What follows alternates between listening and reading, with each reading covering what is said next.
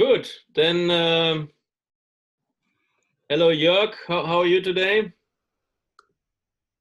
Hello. Hi, Joerg. It seems to be sunny in Berlin, is it? Yeah, very sunny. Nice. Yeah, here in Tokyo, we started with heavy rain. And in the afternoon, it cleared up, actually. We've forgotten what rain is all about here in Europe, Christian, okay, at the moment. It's only sunshine. Only sunshine. Depends where you are. Come to Buxton. Yeah, oh, sorry. You have got a blue sky behind you, so. Oh, yes, that's Yogi Park, actually. I'll put a UK background on, you'll see.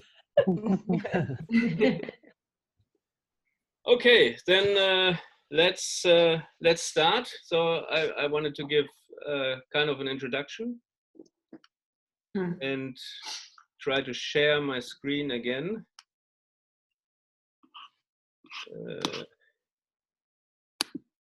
Okay, yeah. So this is the cover page which I have chosen. We are now in very critical times. Worldwide, we are all together in this, but hopefully we get over it. And instead of talking a lot about the problems which we are having right now, what I want to do, or what we want to do, is to think about, to imagine that we are at a critical point in history. And at a critical point in history, a few people come together. So that's the reason I chose this picture in the background here, which is actually a fellowship. It's the Fellowship of the Ring. I don't know if everybody knows the Lord of the Rings. Embarking on an adventure. So in a way, be seeing the background of your screen. Are you? Check the background because we only see a small picture of a big wave. Yeah, there's a lot of white, and it's like a preview instead of the intended slide. You don't. Sharing is paused. Bring your shared window to the front. Okay, I stop sharing now, and I try to do it again. Yes. Can you take it off? The image looked a bit scary indeed. It looked scary? Yeah, the tsunami eating up the world. Okay. Okay. Fellowship about to get drowned. At the beginning, you were sharing the presentation, Christian. Resume share. So now it is it sharing now?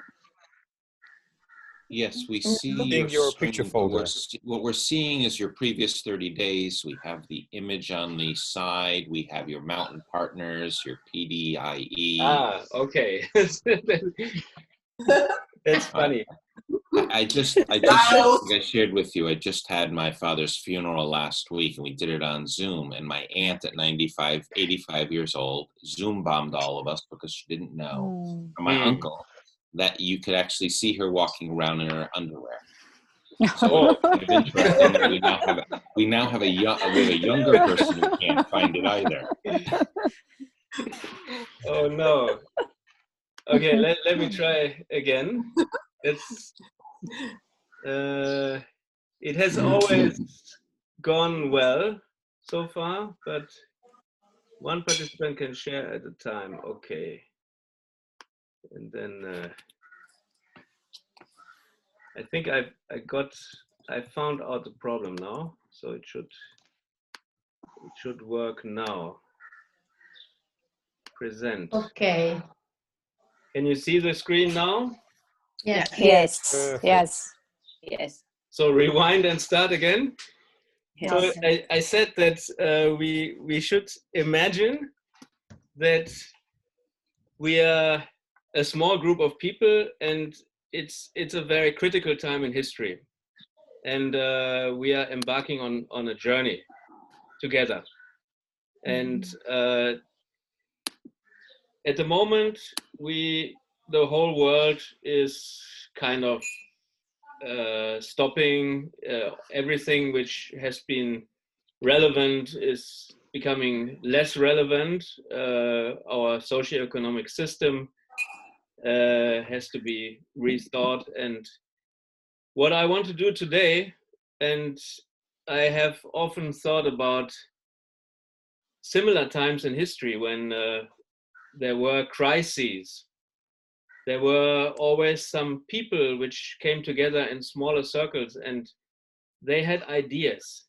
They were on the forefront of thinking ahead in time, and they together made something which became a model for something new, for something transformational. And our big advantage nowadays is that we have the possibility, we have so much media, we have access to books, we have access to everything available what we can study, and we could, if we are really good, we can condense something for the future which becomes a much better system. And I have to say that I don't have it, you might not have it, but people together could find it. And that's, this kind of picture is from the Fellowship of the Lord of the Rings. Can you see it now? Mm-hmm. Yes. Yes. Yes. So they are embarking on a journey, and they have an important task, and it's basically it's to save this Middle Earth from the evil powers of Sauron, which is somewhat abstract, but yeah, we don't know. So it's just a metaphor. And I would like to, because last time we had 11 people and we broke out in 3 groups, we came out at one conclusion, which was that everybody wanted to talk about governance in the post-pandemic world. And that's what we want to speak about today. And before we come to this, yeah, I want to make a round of self-introductions, and I want to keep it short. So one minute, maybe per person. If it's a little bit more than a minute, it's of course okay. And I have posted several things in the group discussion. The Futures of Civilization by Louis. He's also online now. Then Supranational Democracy by Susanna.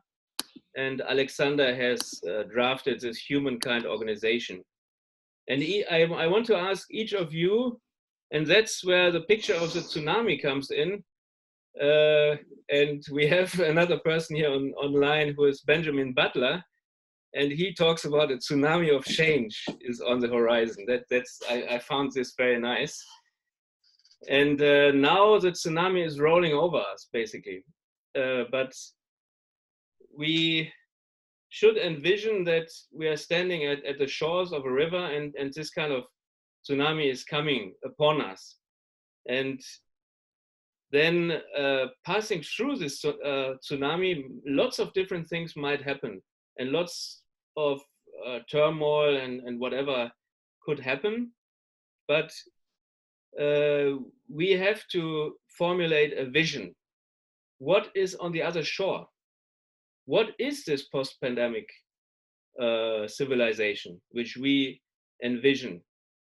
And the 3 who I wanted to ask to have a short introduction, I want to ask them to shortly introduce their basic models of thinking, and each of you for 5 minutes that you talk about your vision about the other shore. and then we go into the group discussion. So first of all, let's start with the self-introduction round. And I stop the screen sharing now.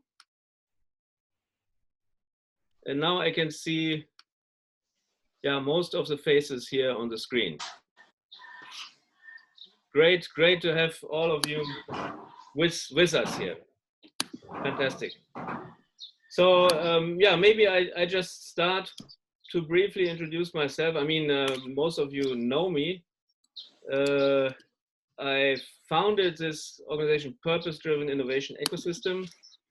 It's meant to be an organization which deals with sustainable innovation and with mindset, leadership, transformation, and having 3 pillars: a think tank, and a consulting part, and ecosystem building part. So we are actually right now building the ecosystem by bringing people together.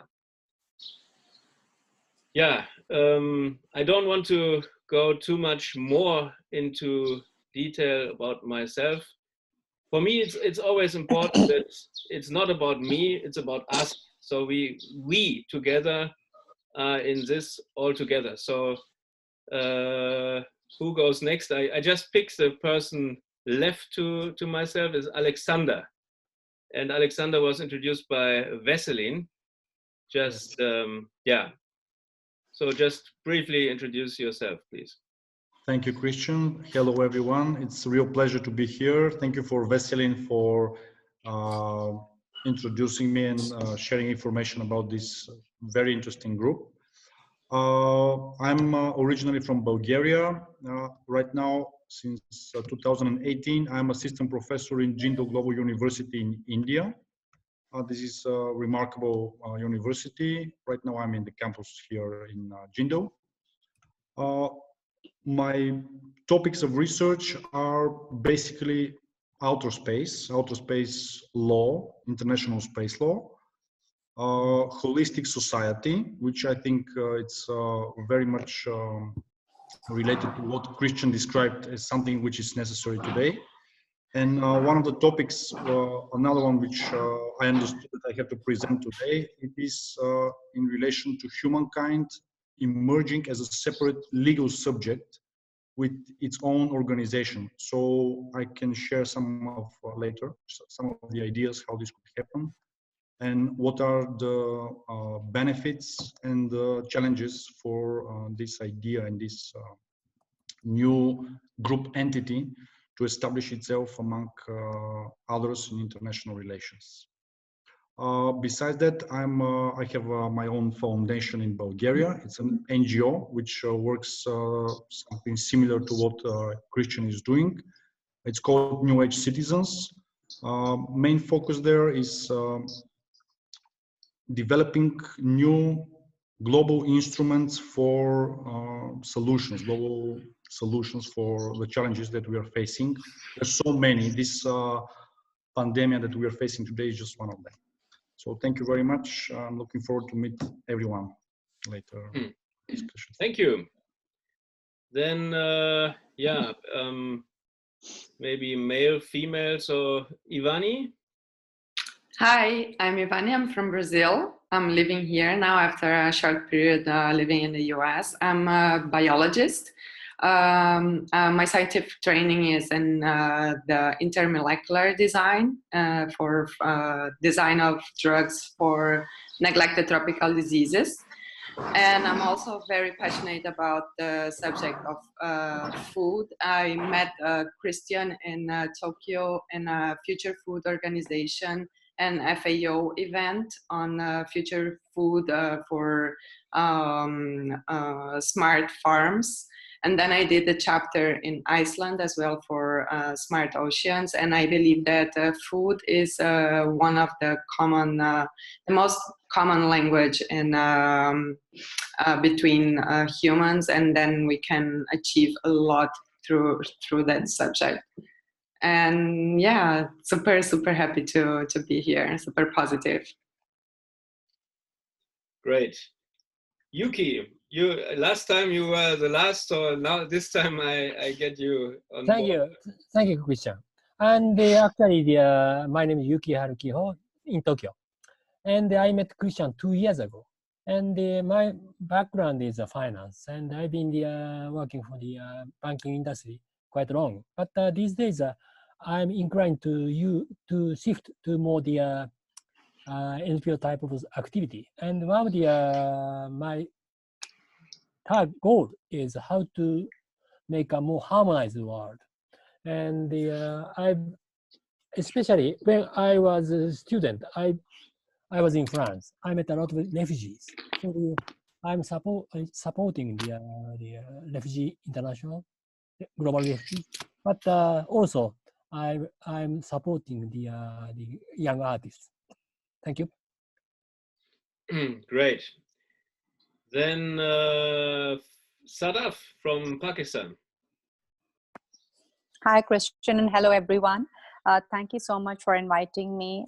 So I'm Sadaf Khalid. I'm the CEO of the Sustainable Development Goals Academy of Pakistan. And also I'm by profession, I'm a traveling tourism consultant. I have my own resort called the Walnut Heights up in the northern parts of Pakistan. And I'm also a social activist. So we've been I met Christian, I invited him for a global digital SDGs hackathon that we are still conducting online. So that's how I met Christian. So my point and opinion about post-pandemic, it would be about the climate change. I would be interested to talk about how we can change and revise a policy after this pandemic is over and how we should be prepared. And I'm also working on partnership for goals that is SDG 17. Thank you, Christian, and hope to talk to you about it further. Thanks very much. Benjamin. Hello, I think I'm on the right call. I was talking to Christian earlier. Here's my completed works of Tolkien, Lord of the Rings. And secondly, here's one of my heroes. I'm not embarrassed to admit anymore. Merlin the Magician. Obviously, Gandalf was based upon that British archetype. So after reading a lot of fantasy and science fiction books as a child, I moved to Tokyo. Did a career in investment where I sort of analysed mega trends. Had a large sort of existential life crisis, decided I needed a little bit more meaning in my life, and got involved in entrepreneurship, venture capital, and now I'm a futurist. So and kind of based out of Hong Kong, but up until the lockdown, I think this is the longest time I've been in one place for about a decade. So apart from doing the occasional Zen retreat, so but I think this is even longer than my longest Zen retreat. So I'm stillness of it all. So happy to meet the rest of the fellowship today. Great. And yeah, Nina, and maybe you can do it together with Steffen. Great to have Steffen also here. Thank you. Yeah, well, I'm Nina and based in Berlin, and I met Christian, I don't know, 3-4 years ago at a conference in Spain, and we kept in touch ever since then. He's one of my great friends, and I think when we first connected, there was a resonance of, yeah.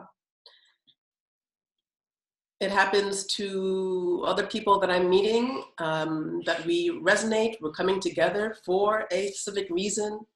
It is for something to do with this world and humanity and all the life on it. And I'm curious as well to see how it becomes realized. So I come to this with a curiosity and openness and a willingness to contribute what I can.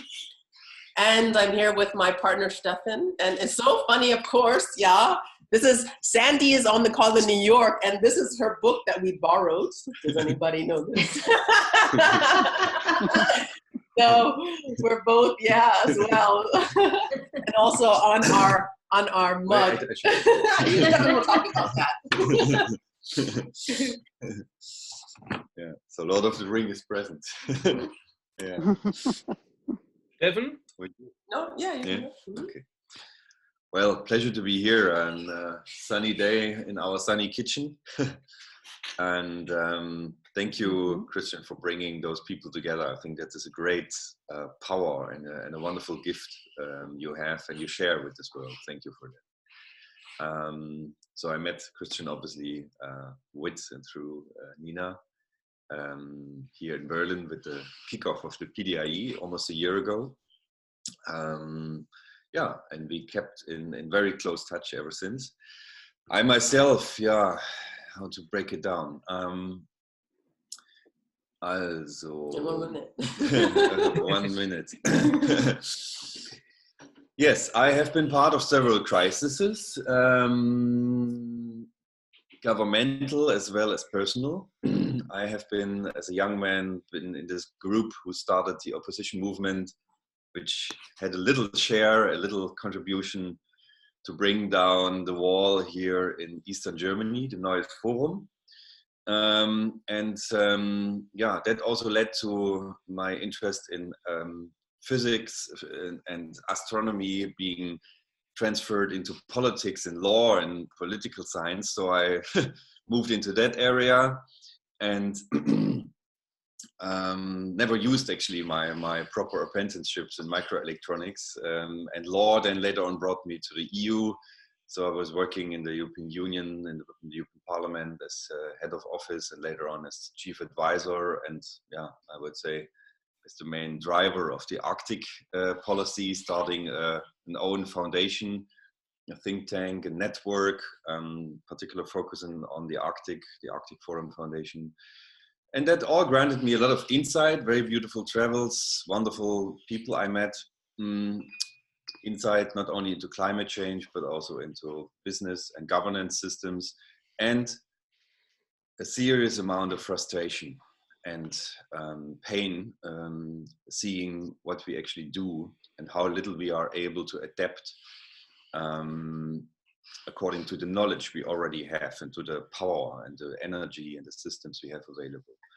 That led to a very personal crisis, which was something very beautiful also because it led to the creation of this year, where also Christian and Joerg and other good friends are part of, Sandy, and I see also Louis here, the Dean of the European School of Governance.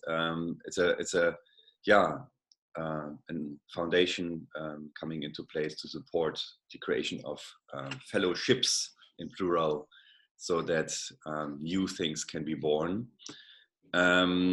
Yeah, and I loved very much your picture, Christian. We have as well on the other side. And yeah, so I'm engaging now in the fields of leadership, in particular, yeah, leadership development in a broader sense, and yeah, counseling and coaching and consulting.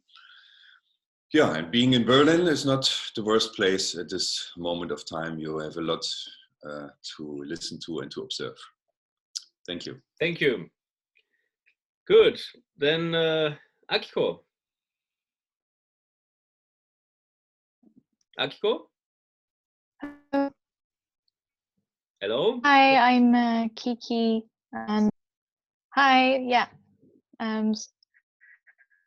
So I think I might know some of you here, but for those who don't know me, I just graduated 2 years ago. I'm an artist, but I'm moving towards more kind of cross-disciplinary research into systems design, biology, and computer science.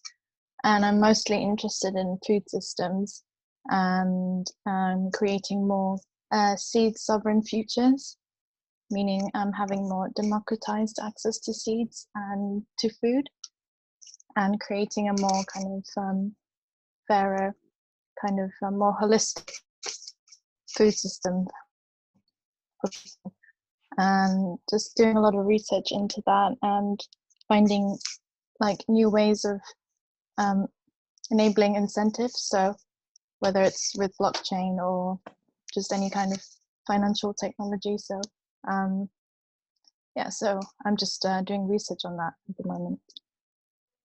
So nice to meet everyone. Great. Then next to Akiko, I have Maxim. Hi there. I feel like I'm amongst this incredible crowd of minds now. It's wonderful. I have several different occupations, but briefly, I describe myself usually as a futurist, consulting for a number of organizations on future technology in particular, creative technology as well in particular. I usually focus on the human condition and the ways in which our needs don't change very much, though our environment changes quite quickly. We're adaptable pattern-finding primates, and I work with a number of companies and organizations either on education projects or on the development of new technologies to support the fulfillment of our potential as a species or as individuals, let's say. I also make films. I'm a director. I directed 30 or so shorts and a first fiction feature last year. And I'm an author. I write the official book on Adobe's editing software, Premiere Pro, and their audio software Audition. And I've recorded 2,000 tutorials on post-production for film and TV. And I want you to know that they all seem very relaxed, but they're incredibly difficult to record. It's like, it's like a swan floating across the lake and the lake's going crazy. So I've worked in education a long time. I developed a teaching masterclass based on empathy skills, storytelling, and patterns, which is a mixture of pedagogical techniques and neurolinguistic programming and the neurology of memory creation and so on. So that's an interesting project. And I just recently published a book as a futurist with IEEE on emerging trends in the next 10 years. And the summary of that is that if we are truly realistic, I think we naturally become optimistic, and that I believe we're on the brink of a new golden age as a species. And I believe the key that unlocks the gate is probably choosing kindness. And I think, Christian, we've spoken about kindness before and the importance of this word. And so I think it's, when it comes to governance, it's important that we provide environments in which people are free to cooperate and collaborate in ways that are kind. And somebody mentioned traveling a lot. When people say, where am I based? I usually say it's a window seat. But now with the current situation, I'm the same. I keep checking my calendar thinking, I'm sure I've missed a flight somewhere. But technically, I'm based in London in the UK, and sometimes Tokyo, sometimes LA, New York, occasionally Bermuda. I travel quite a bit. And my job is to pretend I know what I'm talking about, which is easier to do in America, because if you have a British accent, for some reason, people believe you. That's very true.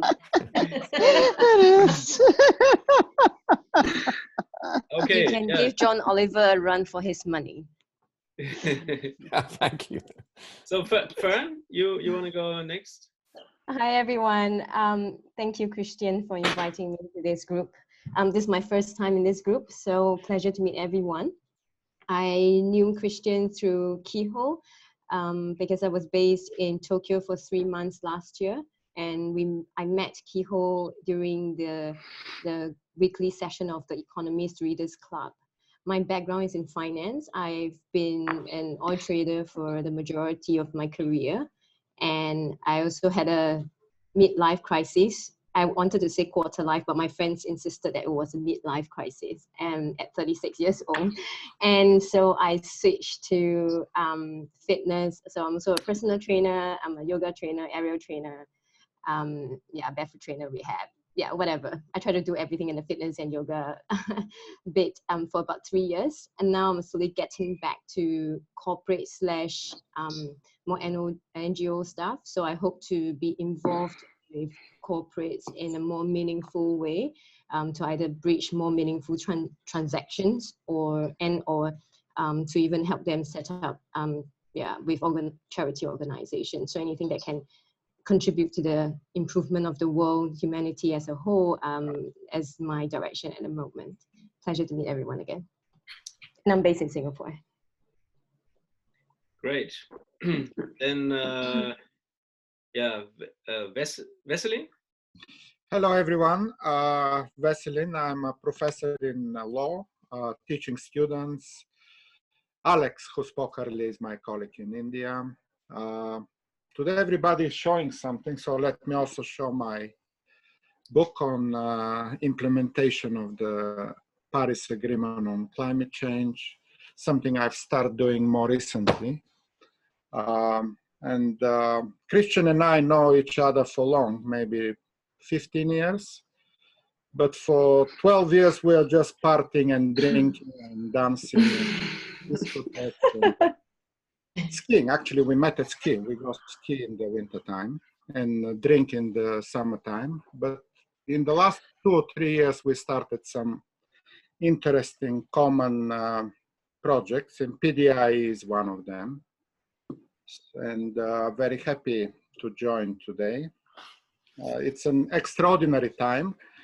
And something funny in my recent experience with Corona is that I write books and articles, as every academic does. And I submitted an article 8 weeks ago.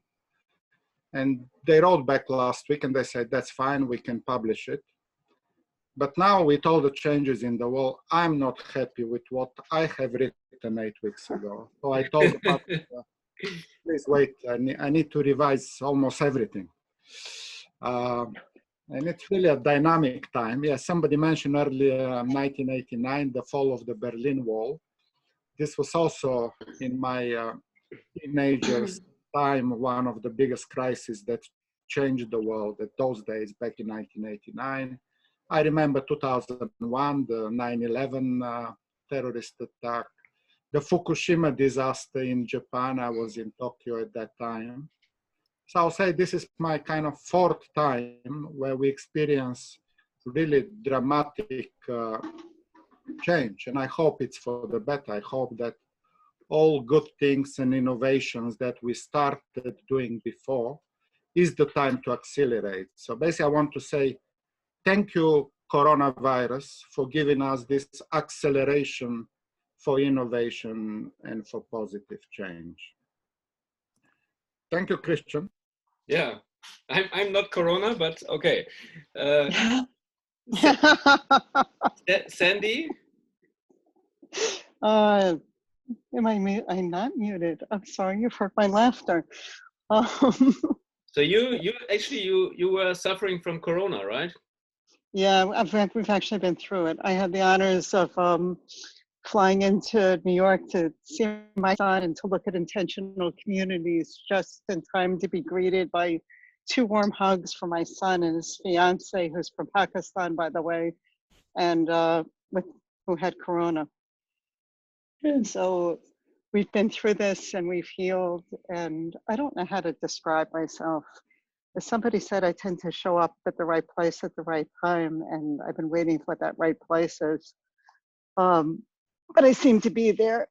I am bringing, because I'm at a friend's house. My son is in a very small apartment in New York, and a friend had offered me a place to stay. I don't know if you can see this, but I was quite surprised to find a Buddha sitting in his house. So I've spent the last 7 years living in Sri Lanka. I've been involved in helping where I can. I'm a master coach, whatever that means. I teach mastery coaching. I teach change management from the aspect of center out, bottom up change management, starting with shared visioning. And I've been kind of frustrated the last year or so in hearing people talking about change, because the tendency is to start with strategy. And when I researched and finding out why our processes had always been successful when we do large-scale change process, one of the factors is the fact that we always involve shared visioning. And if we don't have a shared vision where everybody's on the same page with the same story, and a process to move very quickly after that story is developed, it's 2 of the main factors that change fail. And I don't see either of those being addressed, nor do I see being addressed the impact of bringing the system from the ground and the system from the center, from the leadership coming outward. And it's my belief that new leadership develops. I'm very thankful for Corona in some ways and frightened in other ways, because on the one side, I see Corona as this wonderful opportunity that's given us space to breathe again. I've watched the air get cleaner in New York. I've watched changes taking place. And then I see what I see has happened politically over the last 25 years, which is this constant fear and this constant setting us on edge where our maybe not mine, but in general, where people start feeling burnout and they start giving up. And I see this change. So inside of me, I'm curious and I don't know how I can help. I like to just offer opportunities to create collaborative shared visioning. And I guess I'm here and happy and thrilled to be a part of this and glad that it's 6:30 in the morning. Oh, yeah. Not 4:30. Oh, yes, yes. Actually, that's fantastic. I hope you're not too tired. And same like David. So maybe David, you are the other New Yorker. I didn't know you were in New York, David. Excuse me, I'm actually up in upstate New York, so we had snow last night. Yeah, I heard that. 5 inches? I haven't been out, and I've only had about 3 hours sleep, so the combination of both doesn't help me to judge. Yeah, it's probably about 3 inches, or 7 or 8 cm. We ended Christian and I met in 2017, and we didn't talk to each other at all until last week. So we are fast movers when it comes to being connected with one another. All of you have amazing backgrounds and aspirations, which is trying to guide what to talk or to share. So I'll hit a few quick points. My background's all sciences, and I ended up starting my first business in university. I have been involved or owned about 17.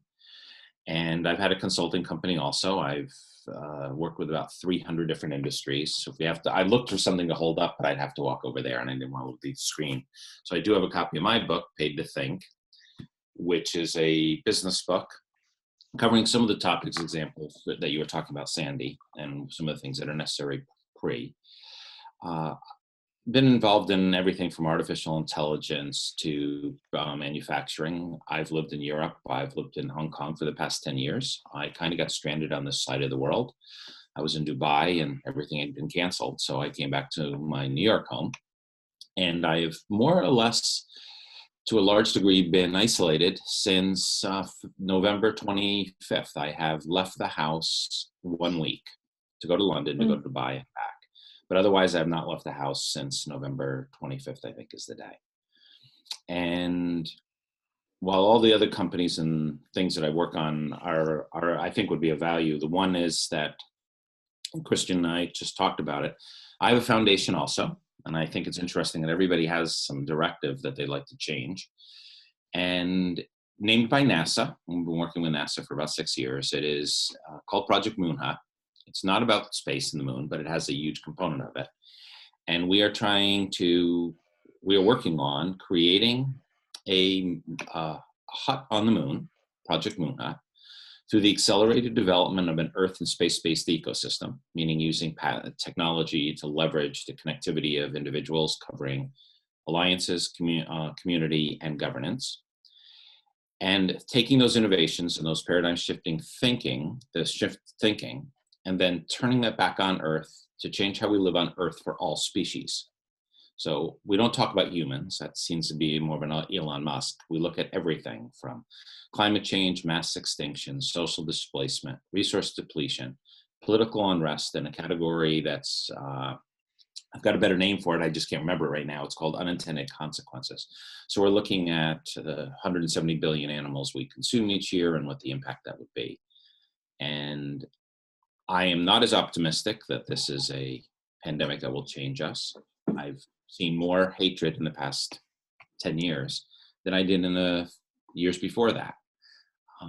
Anything from political change that has not been positive to the comments under the Wall Street Journal where individuals are challenged and people say, get over it, it's your issue, and the divide across the world. So I think we have a lot of individuals who are talking about change, and I think I'm working or trying to work on something that's a little bit more hopeful, because I'm not seeing the actual activity around the world translate into an awakening or awareness. So I'm trying to move that needle also.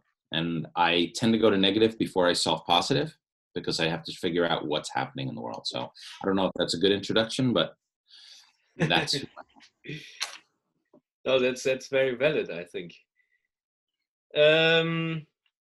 Yeah, so we have Jill and we have Joerg, and then maybe we can give over to Susanna. Louis and Susanna, you are doing a short speech anyway, 3 to 5 minutes to introduce about your concept. So maybe we can combine the self-introduction with that. Okay. And so let's have Jill and then Joerg and then Louis starting with the introduction.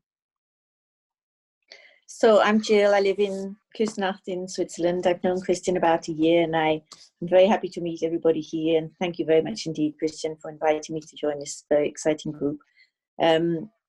I do lots of strange things, I should say, nobody ever says this, being a mother of 3 very active young men who are at home in prison with me here, which is very stressful sometimes.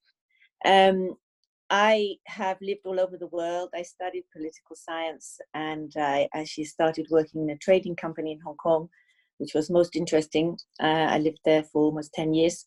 I have also lived in New York, Geneva, and I'm many years now on the other side of Switzerland. My background is principal investment. I have large clients who are based in Brazil, so glad to see we have a Brazilian here. And at the moment, I am looking always for investment projects. That's how I met Christian for my clients. I also work part-time in the fashion industry, which has made me very keen to look at the sustainability of this world. I'm horrified by the young people that I work with in this industry who are totally and utterly not concerned about what is happening in the world.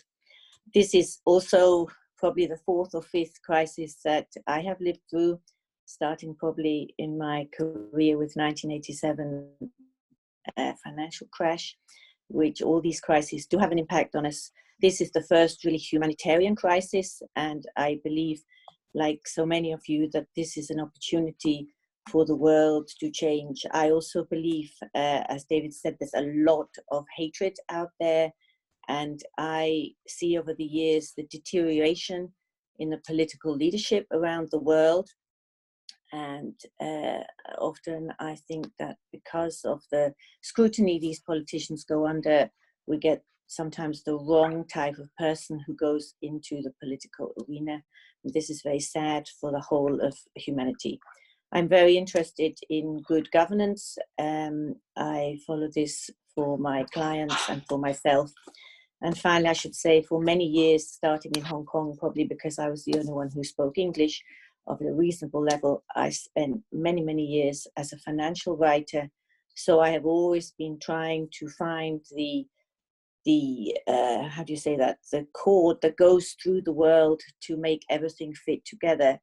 And I think with all the ideas that you guys have just mentioned, which I find incredibly impressive, there's something to be picked up everywhere, and I hope that we can bring some of that together to do something positive for the world. Fantastic. So Joerg. Yes, hello. Thanks for having me. My name is Joerg, based in Berlin, and I've got a background in the wider area of sustainability and innovation, and also worked in education. at Cambridge, mainly leadership education, and my sustainability passion. I've lived in academia a bit. I've done some applied research and been a member of a think tank for a while called Club of Rome that some of you may know, that is known for its gloomy forecasts of the future. Back in '72, it already talked about exponential growth curves and destruction of the environment, and in an interesting way, it's being quoted more often again now that we see what exponential growth curves actually mean in light of the corona crisis.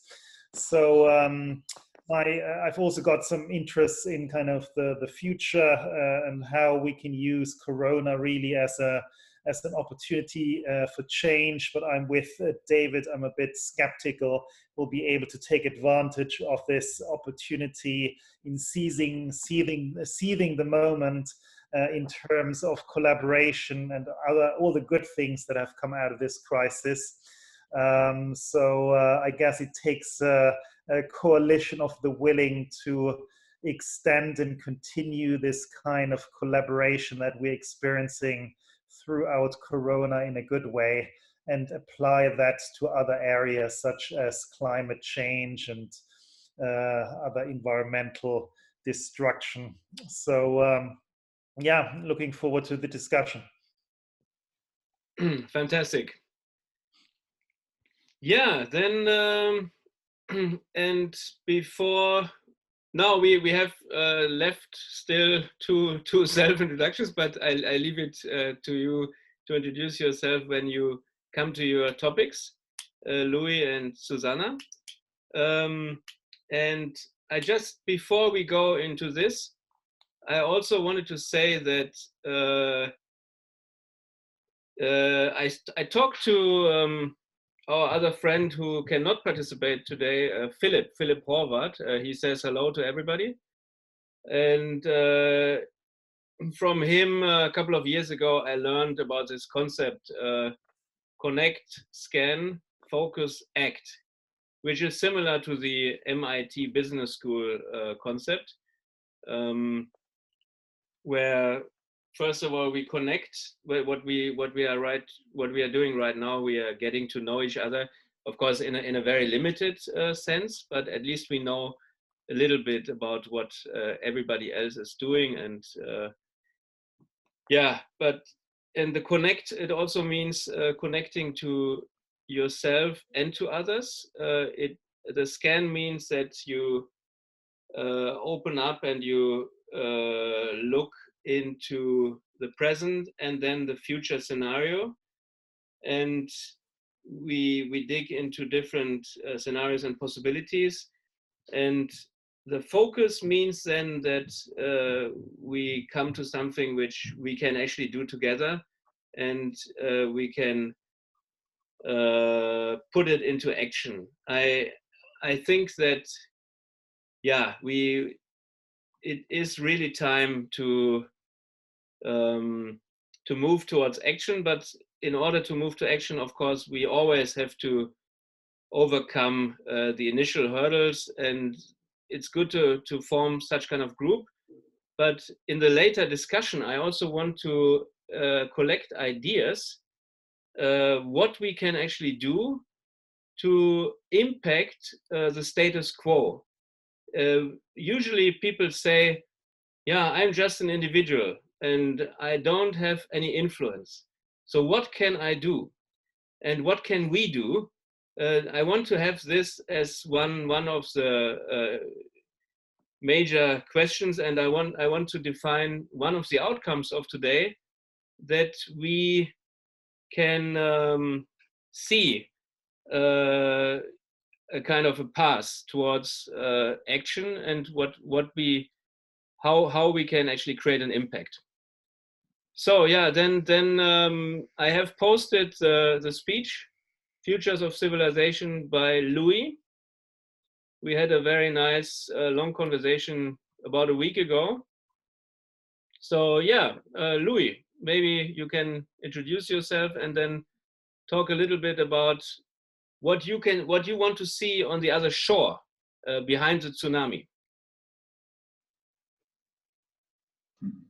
Thank you, Christian, and thank you for having me and inviting me to this amazing group, which again gives me the impression that the globe seems to be a village, or we are just inhabiting the same bubble. I'm not quite sure. How to introduce me? I drink and I know things, and which is to bridge to the other fantasy world, not the Lord of the Rings. I mean, I'm smoking my pipe, and the Lord of the Rings is full of characters smoking pipes, so that may be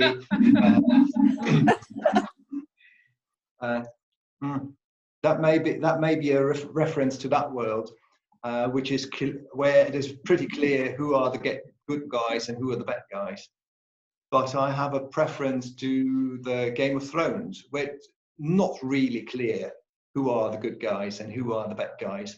And to me, the success of the series is very much along the reference to the world that we live in. And it's pretty unclear who are actually the good guys and who are the bad guys. Of course, we are the bad guys, we hope. But do we really know? I'm not quite sure. For my background, I'm a systems thinker and a socio-cybernetician. It was mentioned I'm Dean of the European School of Governance, which is not so much a place where you study as it is an independent think tank for Anthropocene thinking and looking into the challenges of the 21st century and what kind of thinking is adequate or is needed to navigate that new century. And we came up with three ideas for that thinking. One is systems and cybernetics, one is theories of resonance, and last but not least, integral theory. But just to mention, and you find more on that on the website of the European School of Governance and there in the blogs. I could talk about the futures of governance, but again, there's this wonderful video about that, Christian, and thank you for that, you circulated. What I'd like to talk about today is more a bit of a resonance I had coming into this circle here, and going back to the very root of governance, which is the Greek word kubernetes. And this is the same root like the word cybernetics. In Greek, it means the steersman, the navigator of a ship. So governance is very much about navigation, about steering a safe course towards, yes, and that's for me the puzzling question at the moment. Are we steering towards something? Is there a goal? Is there like navigating the Santa Maria with Christoph Columbus towards a sack full of gold over there on the other continent, which he thought would be India, but turned out to be America, driven by the idea to get something done, to bring back home the entire gold. And to introduce a first introduction there, is it that we want, in terms of a future goal, get something done? Or is it that, tapping into another paradigm, we want to let something grow, which comes with an entire different rationale. The first rationale is more the engineering. We have a plan, we have a goal, we have a blueprint, and we implement it and get the thing together, and then we are done. Or is it more an ecologic paradigm where we know we can't predict growth, we can't predict nature, it's too complex, it's too interconnected, it's a vast oneness we can't possibly control, but we can let things grow, desired things which feed us, desire things which delight us. farms and gardens. So what kind of goal are we looking at? And how do we get there? Or is it that we are not in a situation where we can talk about goals and the aim to go for, but rather being, in the sense of the German philosopher Heidegger, thrown into a world which we do not know? Are we sailing into the unknown? And if we do so, how do we navigate? If we do not know where we go, how do we navigate? Do we navigate by the stars? And if so, what is our guiding star that we navigate by? And what instruments do we use to navigate? And this is what I'd like to introduce today, to think about a guiding star as something that you came up with earlier: kindness, compassion, unconditional love, as something of which we know, especially unconditional love, that we will never be able to reach it. We will never be able to reach the North Star, but we can use it to navigate our actions, to navigate the way forward, to navigate these timid steps into the unknown. And if we look at the instruments we can use in that journey into the unknown, we hear a lot about, when we look at future, about thinking about future, about doing things to get there. We know about think tanks and do tanks and think and do tanks. But what if we go back a couple of years to the Swiss educator and education reformer Johann Friedrich Pestalozzi? He came up with a request that any kind of education, that any kind of seeking to become fit for life needs to tap into, or needs to address, three things: the head, which is the thinking; the hand, the skills, is the doing; but also the heart, which is the feeling. So why not bringing in the heart next to the thinking and the doing as the third instrument? We can think about the future and we can do things to prepare for the future, but how does it feel? And if we tap into our heart in terms of the North Star, we may even go as far as the unconditional love. How do we navigate? How does that help us to navigate? And the last thought, to remain in that picture of navigating somewhere, where do we actually start? No map is of any use if you do not know where you're located, where you start on the map. So the question that for me is more pressing than anything else is, where do we start? And then we can use our instruments to think about it, to prepare, but to start to feel, to tap into our feelings and to discover our heart, to say, to experience, where are we now? Where are we now in terms of our feelings? Are we scared? Are we excited? Are we depleted? Are we exhausted? Where are we when we start that journey, that fellowship, that route into the unknown? If we embark that ship that sails out, and we're back to the Game of Thrones, where in the last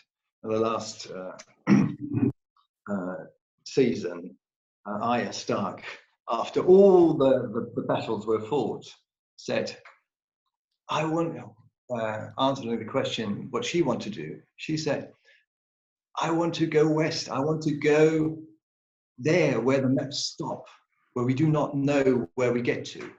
And she boards a ship and starts to sail into the unknown. And this is what resonates with me when I find myself in a circle like this, where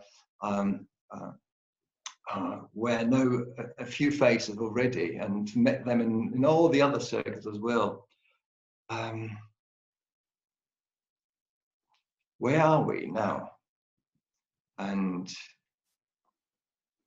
can we allow ourselves the time to find out, not only with the thinking and the doing, but with the feeling and the compassion, where we are, and to evaluate our readiness to sail the unknown, and acknowledge if we are driven probably by fear, and knowing that fear is never a good advisor. And if we make fear the point of departure for our journey, oh, what kind of journey will that be? Well, on that note, I close and say that is what resonated with me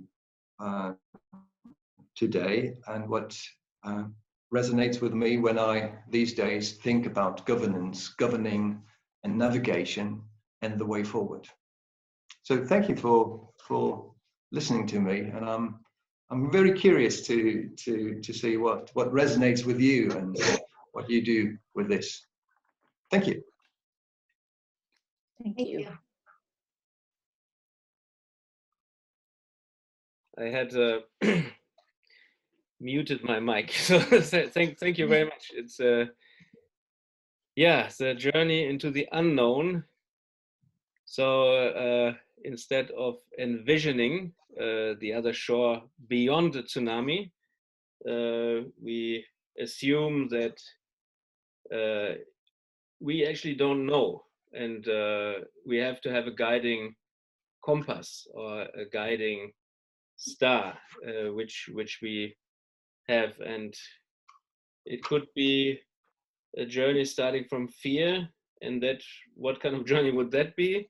But it could also be a journey with the guiding principles of love and compassion.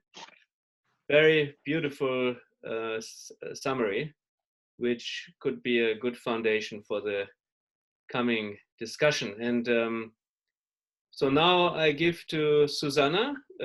She is the founder of the Supranational Democracy Organization. Thank you, Christian. Thank you, Luis. I really resonate. It really resonates a lot with me, what you've said.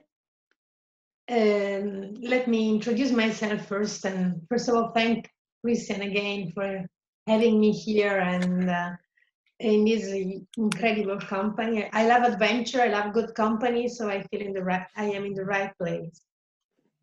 My path has been a double path. I've always been in the academia all my professional life, now more than 25 years.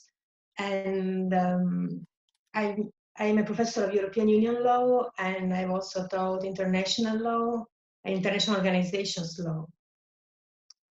I'm very, very much interested in governance and in democracy, and I've also written something about democratizing international organizations and a lot about also European citizenship and citizens' participation. But I've also an activist side, as I've always been passionate about the role that individuals can play. As Christian said, most of individuals think they are just too small to make a difference. My take is that individuals can make a difference, not only at national level, at local level, but even over the state. And this is what I'm really interested in. So to see how individuals can make a difference beyond and over the national dimension. And so I've done many interesting experiences also in this sense with NGOs and through activist gatherings. So when I put these two lines together, my activist soul and my academic soul, I came up with this idea of supranational democracy, which is a platform gathering together, putting together civil society, academia, and in general, original creative thinkers. the idea is that we have to reinvent governance, reinvent democracy anew, and nobody has the truth, and we can help each other. So the supranational democracy platform is not built on a theory, but it's more a place to exchange theories on how democracy and governance can work beyond the national dimension. So you have seen probably this little manifesto I posted in the page of the gathering.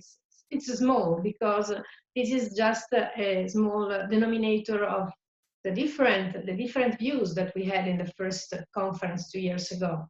So I have my personal theory on how democracy could work on a global stage, but it's not about me. I mean, the platform is about listening each other and learning from each other, and maybe getting some kind of cross-pollination, so taking good ideas, build collaboration, and move forward.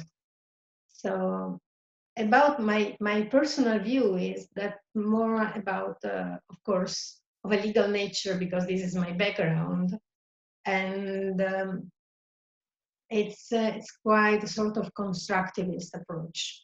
I think that democracy isn't a concept, it's more an ideal.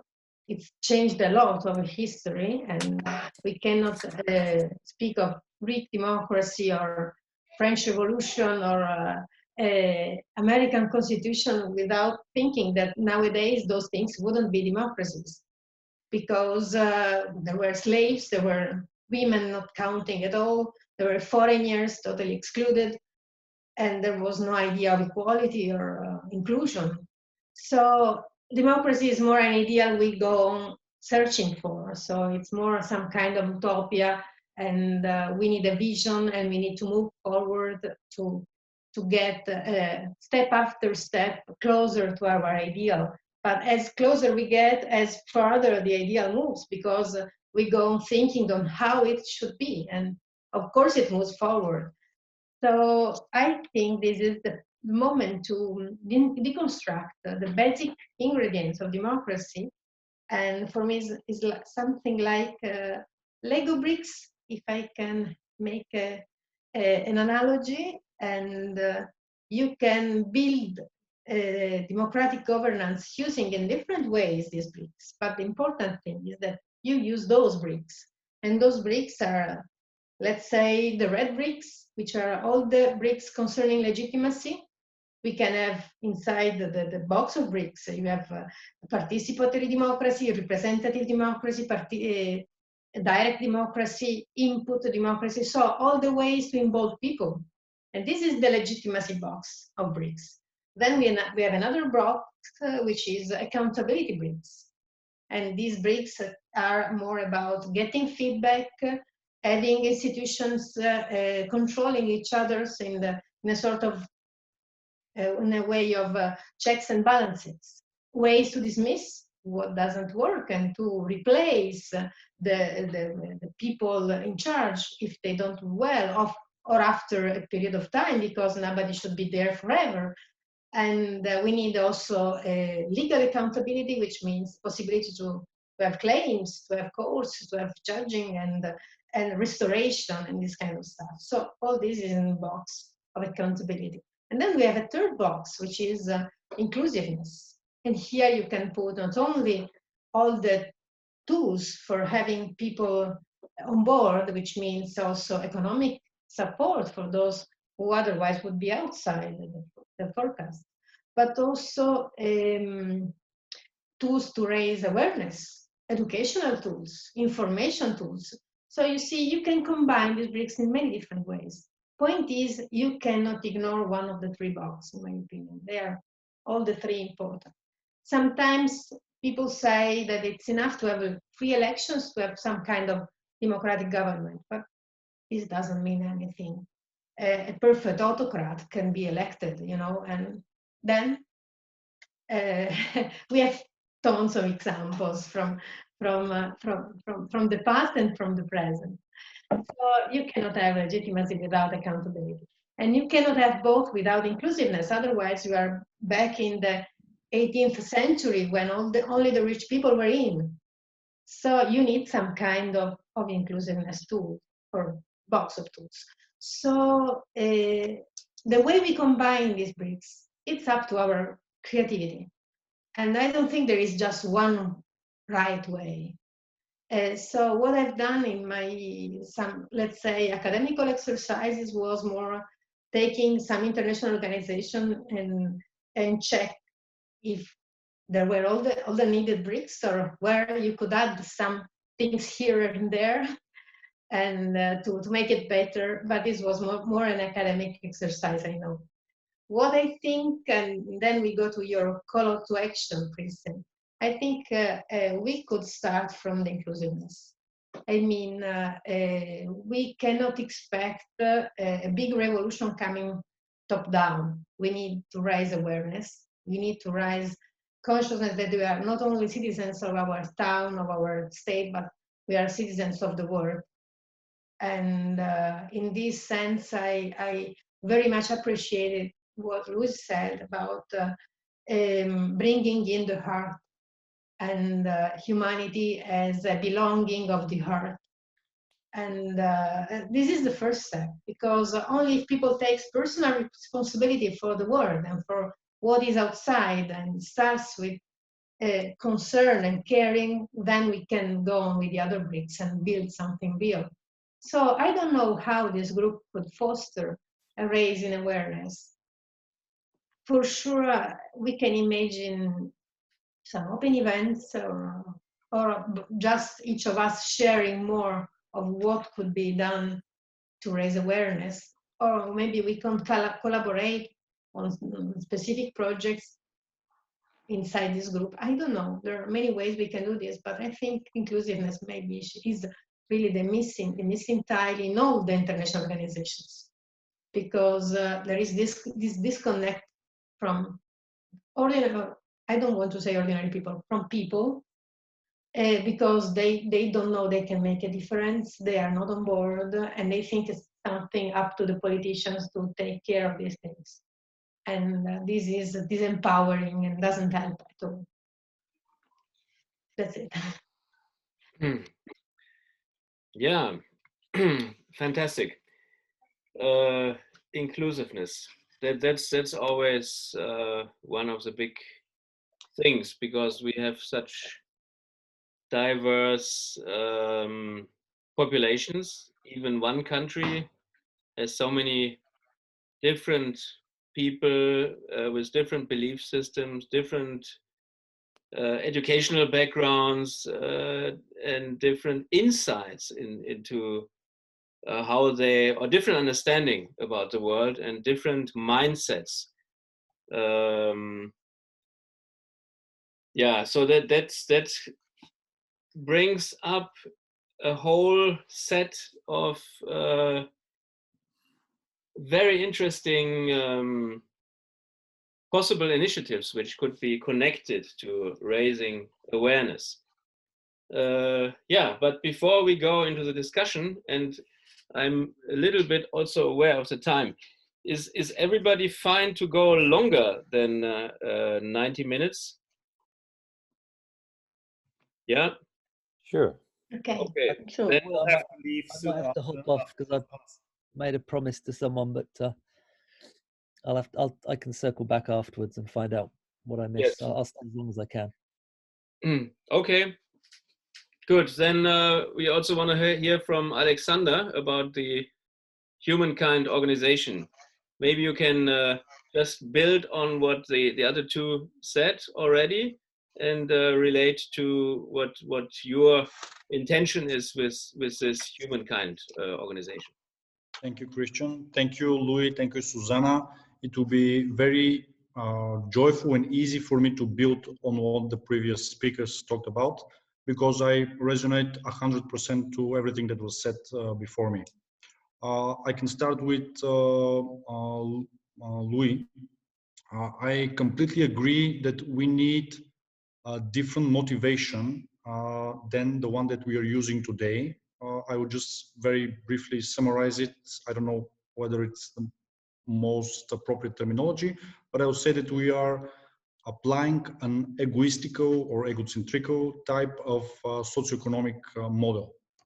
What we are looking for, what I am inclined and what I believe in, is a different kind of model, which I refer to as a holistic model. I would love to share my book for free as a gift to everyone here in the audience, and maybe I will do it later. I will send it to Christian, and you may maybe send it through emails instead of just uploading here in file. I would, after the conversation, we will discuss this separately. So the idea of this new type of model, basically it is based, as you have said, on, you can use the word love. We are in international law, in political science, we are not used to so much use this word on conferences in groups like this. But there are very practical things that could be said and that could emerge from this kind of attitude. And I'm focusing here on altruism as a form of a way of production, distribution of wealth, and using several principles which could be applied in the future in a so-called holistic economy. This is, those of you who are interested on this, you can read this in my book later, because there are a few hundred pages, 150 pages on this. So we don't have time right now to go through it. And the topic for today that you have invited me, it's a little bit different. Why do we need an organization which is qualitatively different than international organizations that Susanna have mentioned? Yes, there is a huge problem in international relations, in particular international organizations, the way they are functioning. They are, I don't know, I could again summarize briefly, they serve as a forum for meeting national interests, and they are, what they do produce often, today we see it's not legally binding, they are lacking funding. We see in the pandemic crisis today, WHO, instead of being enforced, there are risks for its funding, which are coming from different, not just from the United States, but from different sections. We live in an extremely competitive and international environment, which is deteriorating our relationships, and it is not possible to see the challenges that are staying right now in front of us. This pandemic was foreseen, it could be analyzed, it could be predicted. It was predicted 10, 15 years ago. Even I had an article on a possible contamination from space. I don't envision it, you know, how the virus emerges, but I was focused on back contamination on space. And you can imagine what would be the global effects if this virus has started in Africa, in some countries which do not have this capacity to compartmentalize and to quarantine properly, like more or less the Chinese have achieved this. So on this note, I would just like to bring, just to draw a few challenges that we are facing today and that they are going to emerge in the near future. We have the issue of colonization of space, or how are we going to exploit space in a way which is compliant with the current international treaties. By the way, in the recent weeks, we have seen that the United States have expressed their position. The President of the United States have expressed its position in the executive order that he considers space not to be global commons, which means that he's showing signs that the space, outer space, will be colonized by private sector and by states, and this will be the next area for transferring conflicts and competition. it might seem far away in the future, but as you know, Mars and the Moon are accessible, and they will be soon they will be colonized. So the question is, what do we do? What do we do in a situation in which space cannot be used for national appropriation? Sovereignty is not allowed to be transferred there. So which is the subject which has the jurisdiction and the authority to act there? So the answer to this question and to all of the challenges that I'm going to share is this is humankind as a separate group entity, as a subject of law, which is supposed to, I hope, to emerge in the near future. And I will talk about this, how this could happen. Again, you can see it, how this could be organized more as an organization in step-by-step process. Secondly, we are seeing human cloning. This is a challenge that today it is still there is no legal ban on an international level, on a global level, which means that the risk for experiments, genetic experiments with humans, and not only with humans. Ivani Pauly from Brazil, she mentioned that she's interested in food. So genetic modification of food is also a big problem, which doesn't, we as the subjects, private sector and states, we do not consider the interest of plants and the interest of animals the way that it is supposed to be considered, in my opinion. If we are applying holistic methodology, if we are applying the holistic model, which I have described in my book. So in relation to another challenge, we are going to see the introduction of artificial intelligence. This is besides the fact that this will lead, if we preserve the current model, this will lead to huge job, I would say, transfer of jobs, because there will be a lot of jobs. At least 47% is the number of jobs that will be lost because of introduction of artificial intelligence. But of course, other jobs will be created. So we don't know what are the other positions that the market, if we have this system, will provide as an opportunity. My approach to this is that technological innovation could be embraced as something which is seen as a better production, which means less time for using work to create products.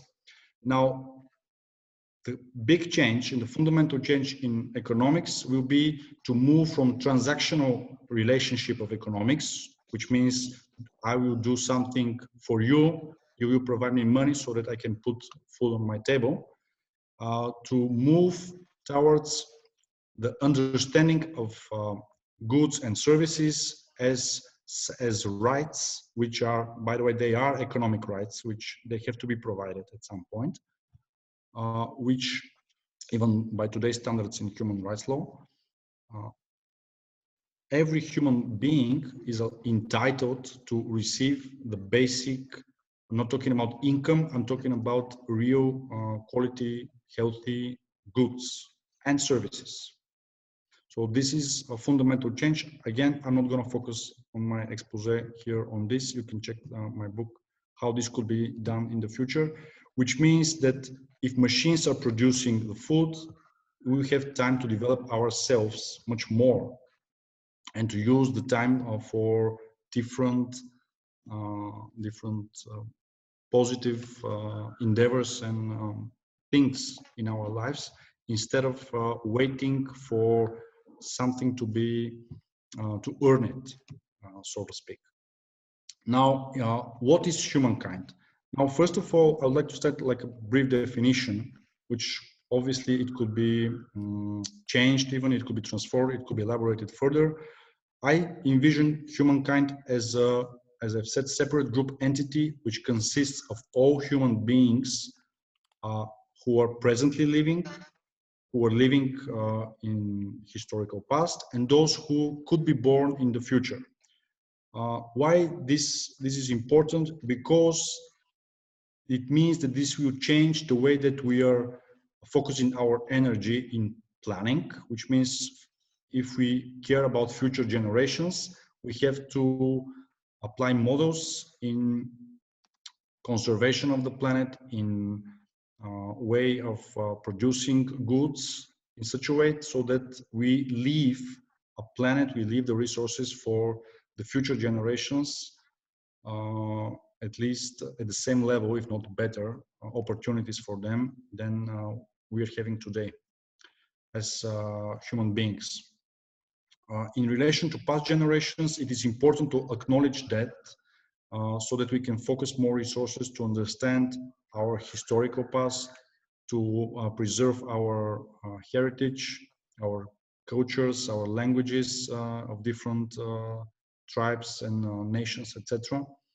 Which again, today, by today's standards, this is not, this is a hugely underfunded area and it is not a priority for society today. Again, this is not very difficult to be done. It's a question of priority. Secondly, a little bit to focus, okay, if we understand humankind as a separate entity, does it include all nations? So is it supposed this organization to be part of the United Nations system? So the answer, in my opinion, is no, absolutely no. Why? Because the international organizations, as Susanna mentioned, there is a fundamental problem in international, in the structure of international organizations today, in the level of quality of production of goods, legally binding documents, initiatives, etc. Because more or less this is a forum for states to achieve some form of compromise. The interest of humankind is something which states today, this is not a responsibility for them to acknowledge and to, moreover, to comply with.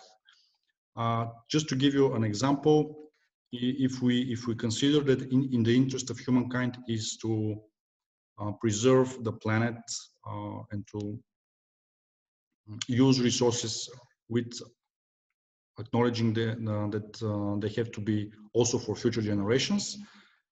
Today, national policies, they are not doing this because they are in competitive environment, of course, and every state use its own national resources for its own benefit and for the benefit of the corporations that could make profit right here, right now.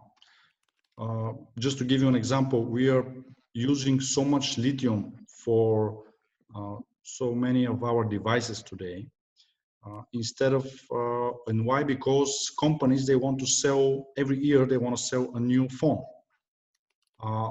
If we are acknowledging different socioeconomic model, and if we acknowledge that the interest of humankind is to optimally use lithium so that it has for future generations, and because we don't need to change our phone every year, if we create a decent level of mobile phone which could be changed, let's say in 5 years, we could use significantly less lithium, and which means that we can focus on other economical endeavors or problems that we can solve with this labor force, with this our resources, our time and our efforts.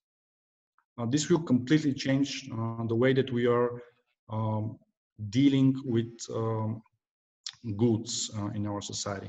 So again, huge difference between the interests of states and the interest of humankind. So the purpose of this organization is to define what is the interest of humankind, obviously to raise awareness about us as connected with humankind, not just citizens to our states, not only having citizenship with our own country, but also having a special bond with humanity, which hopefully in the future this bond could be legally acknowledged, which means this could give us some rights and duties in respect to humankind. If you check the concept note that was circulated, it's a draft concept note which was supposed to be provided in this form. I think Vesselin shared it with you, or Christian, I don't know. You can see some of the examples of the difference between interest of humankind and states. Obvious example is that states are inclined to wage wars between each other for territorial disputes or other reasons, for resources, whereas from the perspective of humankind, this is considered a suicide, as human beings are killing other human beings. So this is, again, very significant change. Yes. How many minutes do I have, Christian? No, I got several kind of private messages that because we also want to have a group discussion. Okay. It's very interesting, and also when you mentioned universal basic income, and you it's not exactly income. This is one of the things that I wanted to share. The problem with income is that if we give money today to people, the problem is that we do not control inflation, and we don't know that what they could buy with this money. Yeah. So if we provide $1,000 or $2,000 that Bernie Sanders says to Americans, he cannot guarantee that tomatoes will not cost $3,000 on the market tomorrow. Instead of that, we provide goods and resources and services by managing public property, not private property, public property, which is not communism. Let's not go there. This is different, protecting human rights at all costs, but producing, using if it's a state could do it. If it's a private organization, a private organization could do it, but you're using your own resources to make products, to provide it for free as a right to people. So this is not money. We're not talking about money. There is no need for taxation. There is no speculation.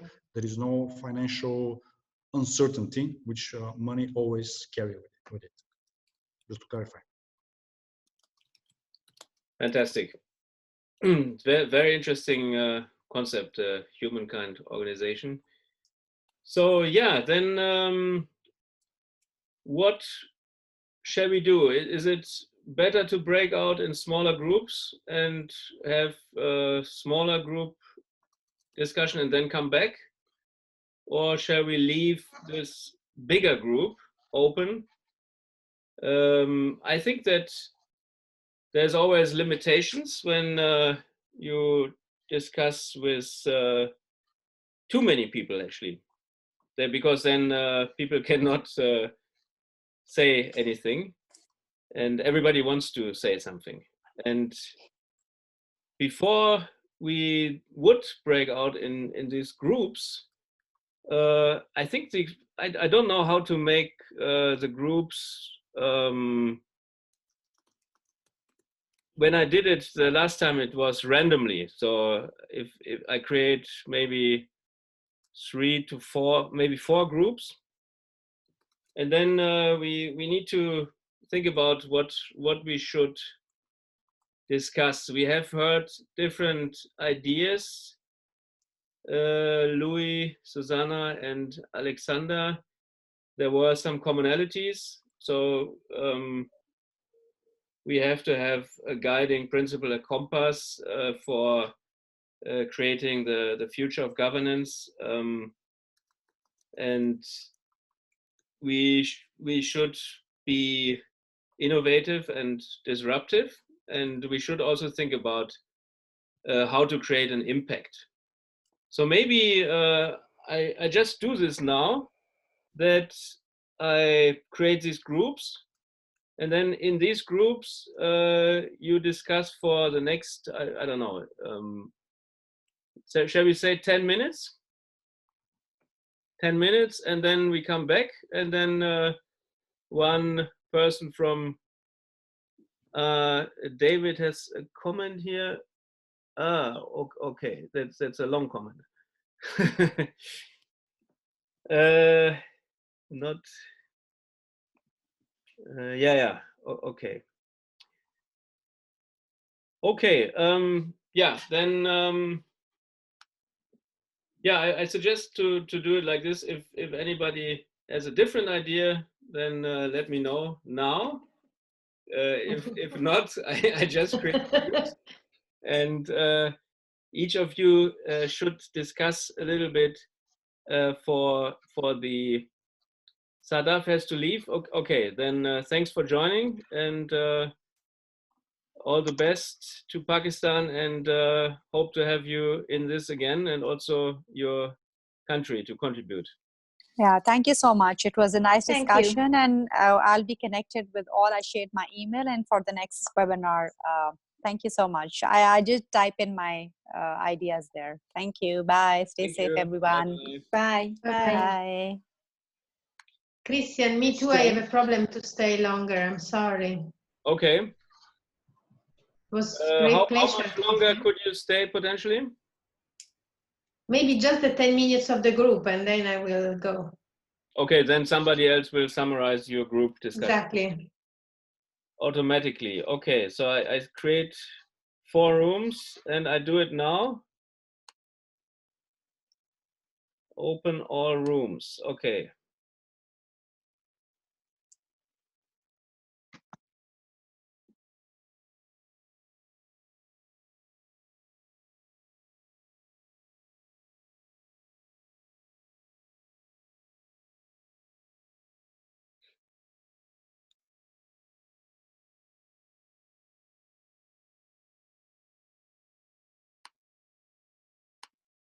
For you, it's in Right. the evening, girl. Christian, you Yeah. are with us. Yeah, I saw Hey. because this is it's a group which randomly shows only females, so I thought I should do something for the gender equality. Well, you saw, Christian, that is the countries with women leaders are apparently doing best Oh, yes, in yes.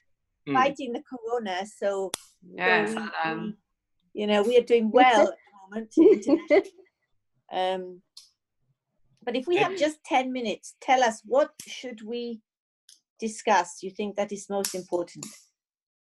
Yeah, so let me start the timer so that I don't come into conflict. I just started it.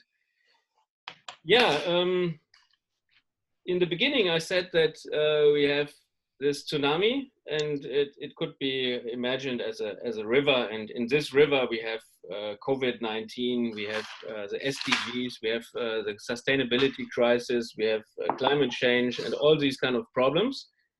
And then beyond this river, there is a world which could be waiting for us, and where we have a more ideal world. So what would this world look like? And then later, how do we get there? So that could be a good discussion. Well, the way I'll start, the way I see it is, especially with the increasing connectivity across the world, like what we're doing now, right? If it will be an inevitable trend that non-government groups will start to form and become a powerful force. But whether it's for the better or for the worse, it depends. Yeah. And that's why I feel like it's from the ground up we have to start forming such informal groups to start educating. To me, what we are seeing now is largely also in terms of education of, lack of education in living in harmony with nature, like what you pointed out earlier, Christian. So I think a lot of things is we need to start educating, start spreading the vibes in a good way and a healthy way. And if I personally actually started to look into what Bill Gates has been doing. Obviously, he's a billionaire, but we can all do our part using the same model, like how he is on his own initiative, coming up with the Gates Foundation. He's talking about eradicating polio in different parts of the world, not just the United States that he's helping. And that's what I feel we should be doing, like with great minds put to good use and in the right direction. So we should not be afraid to say, set up groups and start promoting, pushing for initiatives, attracting people to join us, such that they do not get overwhelmed with what big corporations like us to believe. You only live once, so go out and have drugs, go and drink like there's no tomorrow, because we are what we are being downloaded with constantly, right? If everybody tell you, oh, you only live once, don't care about the rest, F them all, we should just live for ourselves. And that's what we are being bombarded with. And if you grow up in that environment, you start to believe that.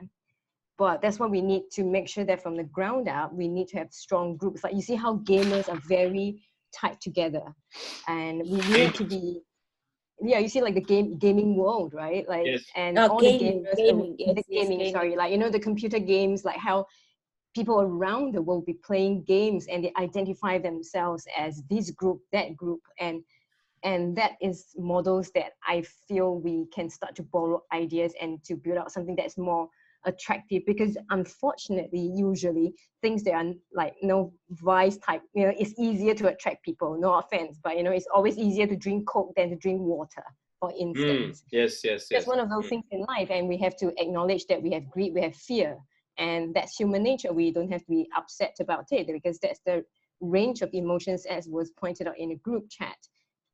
But we need to live in harmony also with our range of emotions. And how do we deal with that in a productive manner? All of us are going to get upset, angry, frustrated, destructive at some point in time.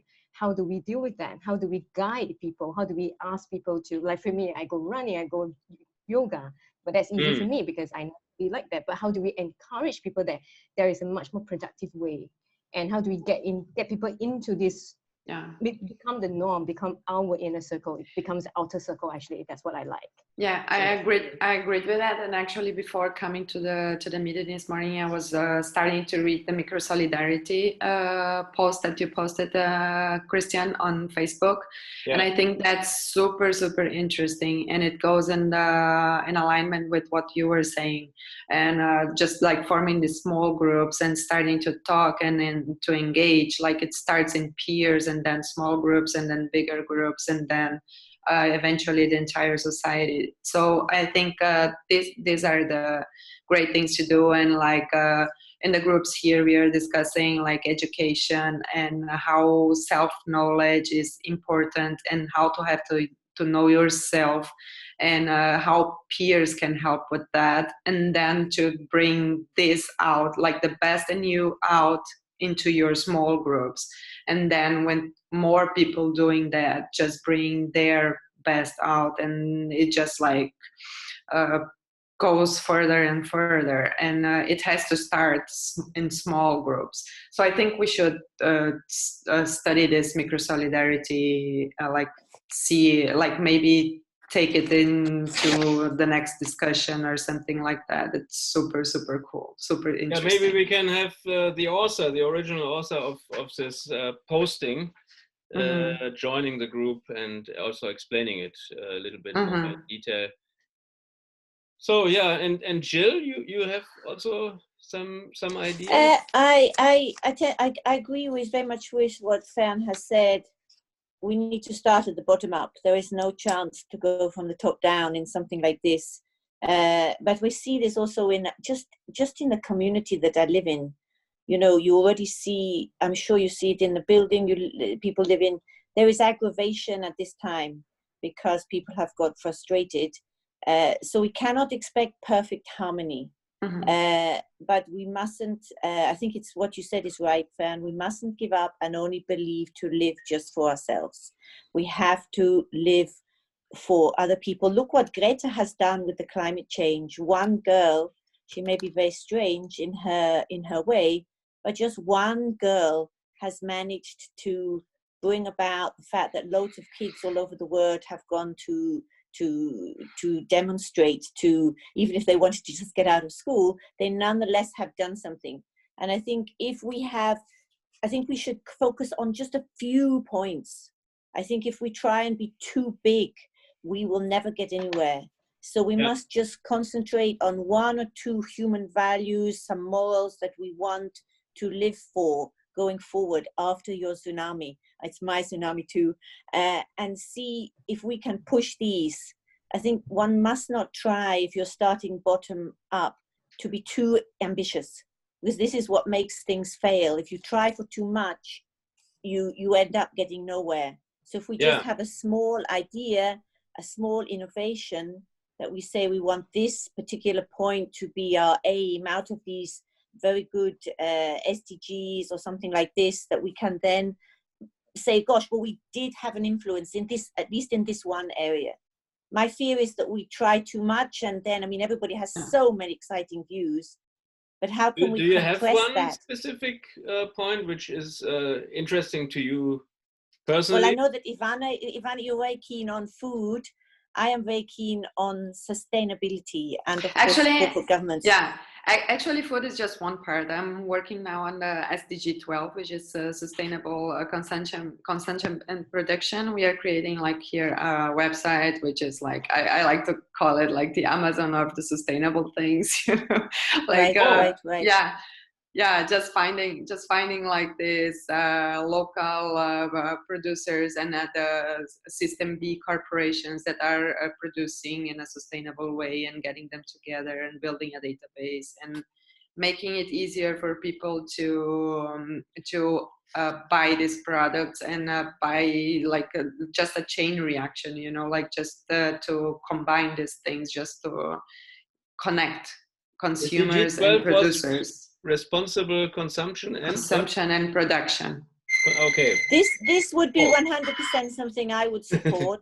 I know your time has gone, especially as I see it from the clothing industry, how important it is that we deal with this situation. Definitely. And it actually, SDG 12, it acts in many of the others. It's one of the root SDGs, you know, like it has like collateral effects in many others. Like positive collateral effects. Is super cool. So let me just briefly summarize. Would it be possible to extend this breakout session to next week? Do you think so? Because I think we only had 10 minutes of discussion. Yes. Maybe we can do a quick summary, and then but we can continue on with this next week as well, so that we can have a deeper discussion. I don't know what you've got for. So you mean staying in this group, or we propose the topic to everybody, and then people can join specific groups? Oh, I was thinking more like whoever is in this group, or we can continue with the same breakout session for next week. Yes. And still brainstorming on the ideas. Whoever, we can start with a new breakout group, doesn't matter, so that we have a slightly more in-depth discussion. And then when we come back together again as the full group, we can have more ideas to share. Do you think that's possible? It's because everybody wants to leave now. I think it's a long time. I feel that as well. And we're not concentrating enough anymore, because we've been doing it for too long. But if we could say, okay, everybody has one idea, and then next week we discuss it, I don't know, same time, same place, or whatever is fitting. Yeah, to have like regular meetings is important. I think, like, to have the regularity of these Zoom conferences here. Like, I think that's important. I will address this to everybody then, and if I close all the rooms, it comes back to the main room, right? I hope so. I hope so. I hope so. I hope so.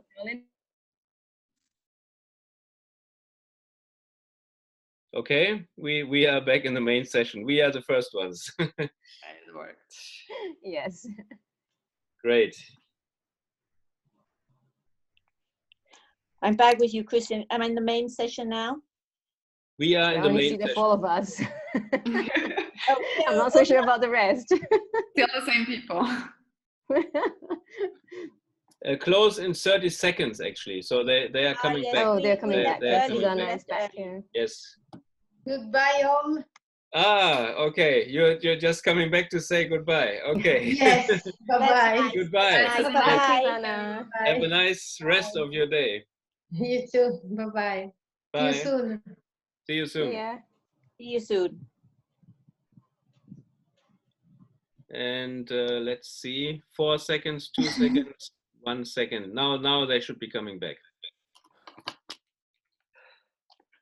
Yeah, we didn't finish. Yeah, of course. Great discussion. Of course. Discussion never finishes, actually. So this is very interesting. Yeah, let's wrap this up. Louis, you wanted to say something? You were raising your hand. Yes, I do. Yes. I want to give the answer to a question that came from our group, and since we were running out of time, I did not have the chance to answer it, and I think it's probably an idea to look into for all of us. There was the question: do we have to change this 7.5 billion people on Earth, and to see the change, and there are two things we may take into consideration. If you want to change people, I don't like the phrase, but just for the sake of the argument, like in therapy, so there are two psychological approaches. One is going through the self-awareness or the consciousness, psychoanalytically, or the other one goes along the behavior. So the question is, do we think our way into a new way of acting, or do we act our way into a new way of thinking? And both are valid, and we see different traditions. If we look at the layer of governance, we can impose rules and regulations. We can agree on that, and by doing so, providing corridors for desirable behavior and behavior we think as being harmful. And in coming to these kind of rules and regulations, rule of law, and whatever, the Western world has a lack of political philosophy to think that from the broadest possible perspective. And this is where these days I started to explore and go deeper and deeper into the Chinese philosophy of Tianxia, which is the meaning everything under heaven, and making everything under heaven the relevant size for any kind of political philosophy is something that we do in the West, not, which very much resonates with what we tend to debate under the headline of Gaia. We have a lot of science explaining how everything is interconnected in the world as a living world, but we don't have a political political equivalent or political philosophy to look at it. And that is something we could have a deeper look at, and probably eventually bringing into a global discourse on governance, the philosophy to start any kind of political thinking out of the perspective of everything under heaven. And the underlying assumption is, as soon as you create an inside and outside, you create a conflict line. But if your policy of your politics are looking at humankind as a whole, there's no outside anymore. And then the guiding principle is that of thriving coexistence, which comes with all kinds of debates how to do that well. But there has been a more than 3,000-year-old tradition to get our heads around that, and I think that's a lot we can learn from that and to feed into our debates and our discussions. Full stop. Thank you for listening. Thank you very much. Thank you. Who was in your group actually? We ended up with Alexander, David, and Joerg. Oh wow! So the computer created kind of gender-specific groups, actually. So yes, I was in a completely female group because I thought I should do something for the gender equality. But and I was with Fern, Ivani, and Jill, and Fern started to speak, and she said that basically what we can do as individuals, we can, and she thinks that in the more close future, more and more these NGOs and small movements will come up and have an impact, and that this is a way and possibility to have impact on the individual basis, so that our group, it's okay. Louis, thank you, Louis, for joining us today. Yes. Shall we just let, and we also said that in the next session we have more time for discussion and less for presentation or something like this. And we set more specific outcome goals. Okay, Maxim, okay, great, yes. Yeah, but who else would like to, which other group was there? So you were with David and Alexander. Steffen and Nina, you were in which group? Can you unmute your mic? Now I'm mute. Okay, Steffen can some. Now it works, yeah. We were the four of us with Yukiharo and Maxim, who just left. And very lively debate on one of the major issues actually is separation or not connectedness, or also feeling of separation now. And also came up the fact that actually the human stature, the human genome has not changed so very much in the last 100,000 years, but what has changed is society, which has led to disconnection. And we were just in the debate or something kind of like, it's not about, I was making this point, it's actually the crucial element is connection, and not just connection among us as we practice now, but before that actually, the connection within yourself, the connection of your mind, of your heart, and of your soul.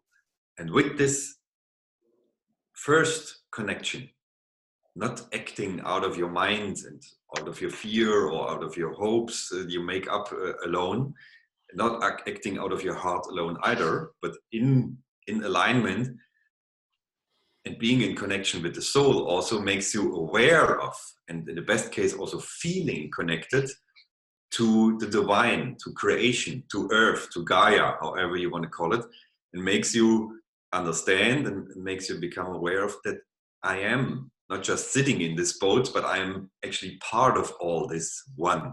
So it's not, and that's my point now, it's not about connection and us as humans or as humankind alone. It must be about us living beings, sentient beings, whatever you want to call it, on this creation, on this planet. And I would, as a lawyer, I would go so far as at least opening a serious discussion circle about how to give voting rights to other living beings. So making sure that it's not one species kind of taking over and thinning out and erasing from the face of the earth others. So, but to make this point, connection has the several dimensions. The dimension within yourself, dimension with the other humans, creating also a new we, not just a nation we, and the connection with the whole creation. That was, what we came up with. Great, good. Then I think Vesselin, you were in the group with whom? I can say about the group, but also quick reflection. Indeed, there are a lot of thinking recently about the rights of the animal rights, but not simply by protecting animal rights, but also giving animals also the personality of challenging decisions which might affect them. Particularly, there was a case in South Africa, in Australia, where lawyers took cases of in one case, chimpanzee in a zoo, protecting in a normal court of law the right of that chimpanzee. So yes, I agree. We are one of the species on the planet, and all other species also have the same rights as we do. But in our group, the discussion circled very much around Alexander and Susanna presentations. And one interesting outcome is whether we can be aspirational if some people will necessarily remain ignorant. So maybe this also follows from some points which David Goldsmith shared. And the feeling is, what if some people are ignorant, and they, either because of their ignorance or probably more often because of the lack of access to information. Large parts of the population, for example, do not realize their human rights. But does it mean that we have to not undertake holistic approach? And most of us would think that the fact that some people will not realize their rights doesn't mean the human rights are not universal. So somehow the emphasis is on universality of human rights, even if some groups, because of lack of access to education or information, might not be aware of their rights. So awareness is very important. We should work hard, we should educate, we should raise awareness, but also definitely we shouldn't exclude groups and people who are not in cognizance of their rights. The challenge, I think the challenge with this type of argument, let's to jump in, is not that these aren't admirable targets for groups of individuals. It's that within the groups of individuals, the belief of what that definition is so vastly different. So that, let's jump to the animal rights and just use that one as example instead of just picking because there were several that came up. There's a religious belief, I believe, that in some religions that an animal serves the purposes of man. It's a religious belief. It is not it's a fundamental belief. And then there are people who believe that not all people are equal. I've spent time in India, and they don't believe that people are all equal. They come from different origins, and there are belief structures that are so inherently different that one of the challenges that I have with groups is that it's almost as if everybody believes that we all have to become heart and whole and soul and mind and creative and awareness and spirit. And yet within those, there's so many challenges. And the approach that I've kind of taken aback and said, what if we don't change people? What if we realize that 7.5 billion, they're all going to be different. They're never going to get on a meeting and all believe the same thing. So how do we change it so that whoever wants what they want to get, being them may be right and us being wrong, can have that new life and be sustainable? I've been married for 30 years. I can't change my wife.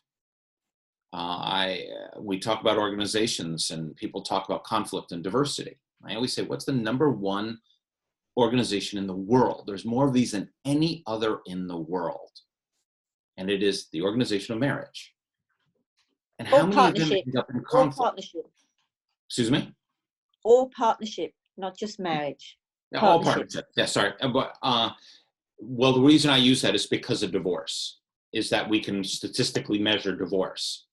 And if we believe that organizations need diversity, then we have them, and they aren't the most successful.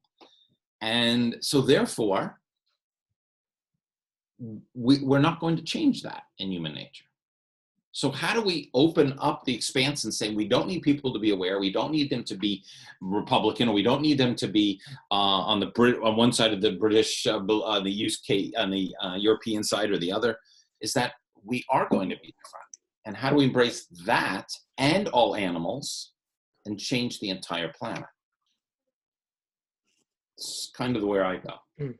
I have just sent you the book, which I tried to answer particularly these questions. So it is attached on the file. It's called Holistic Society.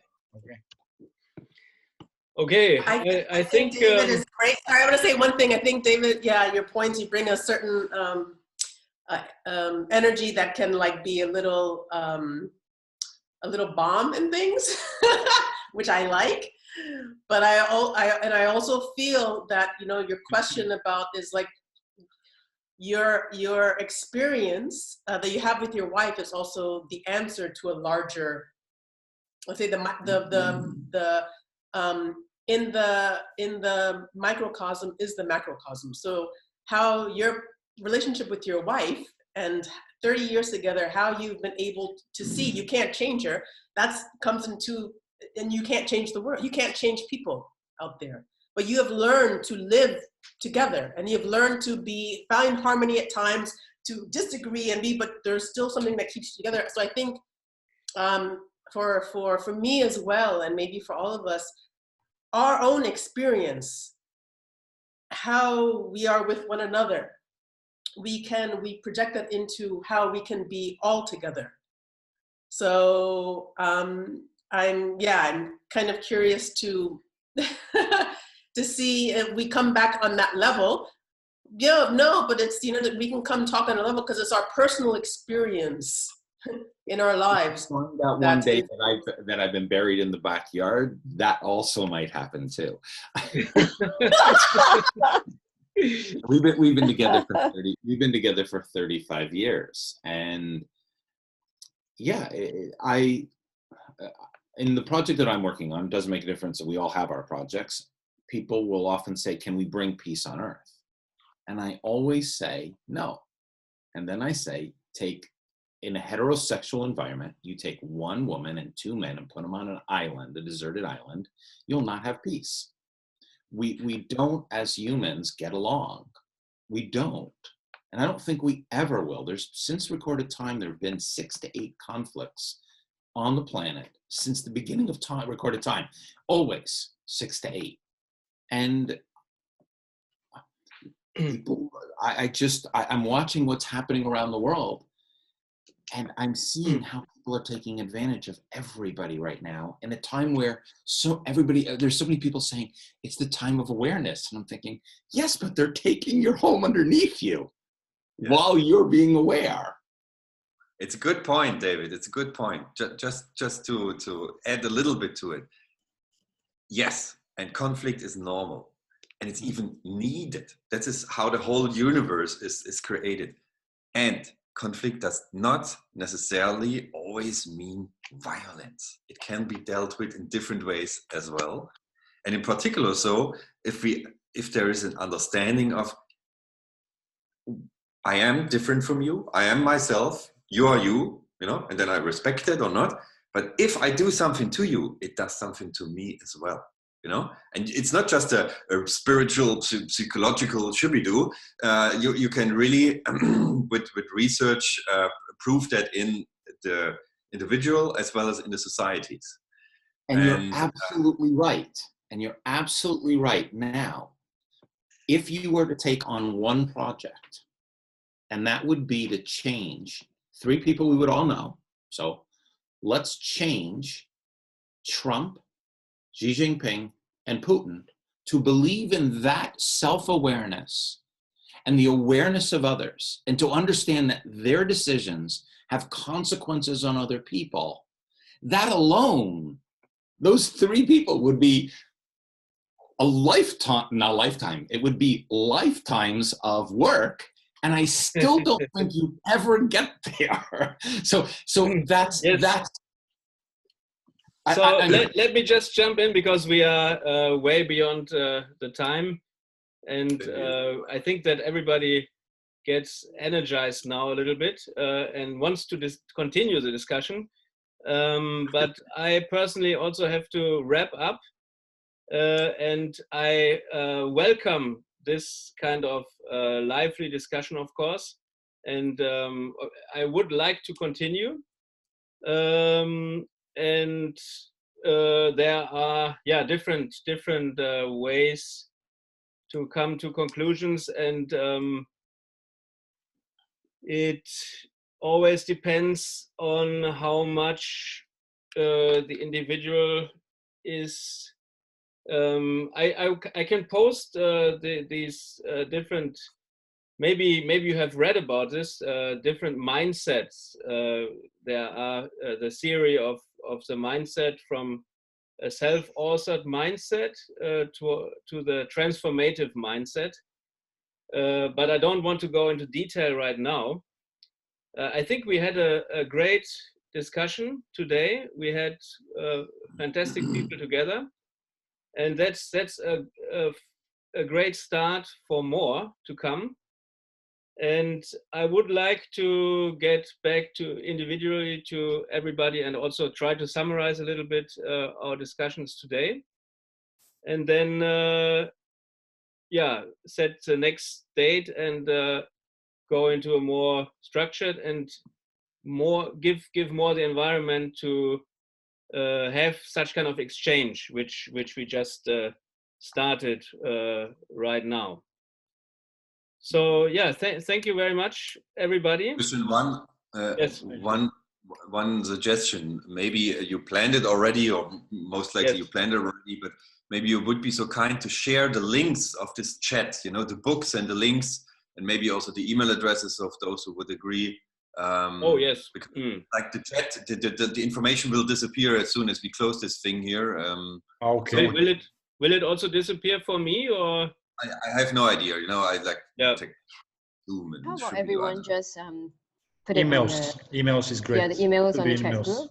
That would be easier for Christian. Maybe on a Facebook, we can there was just some link valuable out. books and other things. I have the solution. Save chat. There is a function here. Save chat. Okay. Yeah. Perfect. Still, email is, I think, very comfortable, much preferred way of communication, long term. Yeah. Save chat. Where is this? No. Maybe it's only for the. So cool. Okay. Did you So everybody can individually save the chat as well. In the chat dialog, there's the 3 dots on the right, and you can just click save chat. And it saves into your folder. Great. So we have a lot to read and to study. And I mean, one of the goals is, of course, that these small groups, like it starts, we form more and more. I posted about micro solidarity, and we also discussed this in our group, so that more and more we get to know each other, and then we can understand more about ourselves and others, and then can form these small entities which become larger entities and which have then a bigger impact. So like a spark can light a fire, and the fire can light the big bushfires like we had in Australia, for example. We can have a kind of a positive fire which comes up. Yeah, this would be my. Christian, referring to your your wonderful start with the Lord of the Rings. Yes. Yeah, We should end like this. I'm just reading it again. So when I was reminded of this talk that the wizard Gandalf had with one of the hobbits just the dawn before the battle. They're like, oh, but it looks also horrible, and what will happen, and can we really see the future and all that? So I would encourage anybody who loves Tolkien to read it again. And the answer of Gandalf is like, there's always tomorrow.